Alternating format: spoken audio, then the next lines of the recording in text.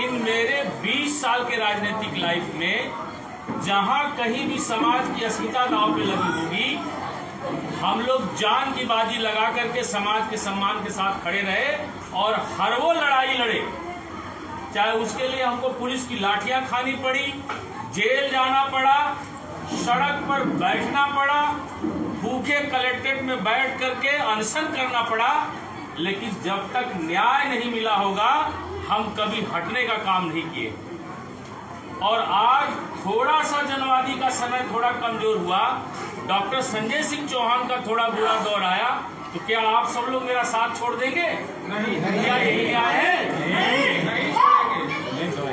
साथियों, आज जब जनवादी पार्टी उस मुकाम पर पहुंच गई, जब देश की ये सियासी पार्टियां घबरा गई, अब आप सब लोग यहां बैठे, मैं आपसे एक बात जानना चाहता हूं कि यही जौनपुर और यही जफराबाद विधानसभा, अगर मेरी बिरादरी भाजपा को वोट न दे तो क्या भाजपा अपनी जमानत भी बचाने की स्थिति में रहेगी? गिराकत में हमारा समाज भाजपा को वोट न दे तो क्या वो कभी सीट जीत पाएगी? सदन में जीत पाएगी? मछली शहर जीत पाएगी? और आप सब लोग गवाह कि अगर जनवादी पार्टी भारत समाजवादी पार्टी के साथ गठबंधन में खड़ी हो गई तो भारतीय जनता पार्टी को तमाम सारी सीटें खोना पड़ा कि नहीं खोना पड़ा? तो आज जब हम उसी पार्टी से, जिस पार्टी की सरकार हमने कहा कि अब जब तक तुम हिस्सा नहीं दोगे, जब तक समुचित भागीदारी जनवादी पार्टी को सत्ता में नहीं मिलेगी, विधानसभा में नहीं मिलेगी, तब तक हम तुम्हारे साथ गठबंधन में नहीं रहेंगे। और बिहार का विधानसभा का चुनाव,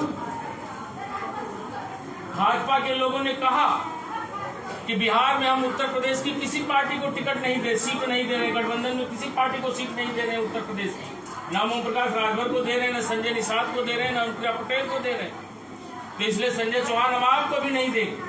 मैंने कहा यहाँ मेरे बिरादरी का 11% वोट, और इस बिहार की राजनीति में जनवादी पार्टी सैकड़ों विधानसभा की सीटों पर पहले चुनाव भी लड़ी। 2020 के विधानसभा का बसपा के गठबंधन से जनवादी पार्टी चुनाव लड़ी, हम 1.7% तक वोट पाए, तो हम तुम्हारा साथ कैसे दे सकते? हमें अगर भागीदारी नहीं दोगे तो हम तुम्हारे साथ नहीं हैं। और जब मैं अड़ करके खड़ा हूं तो हमें नहीं मालूम कि ये मेरी पुराने मुकदमे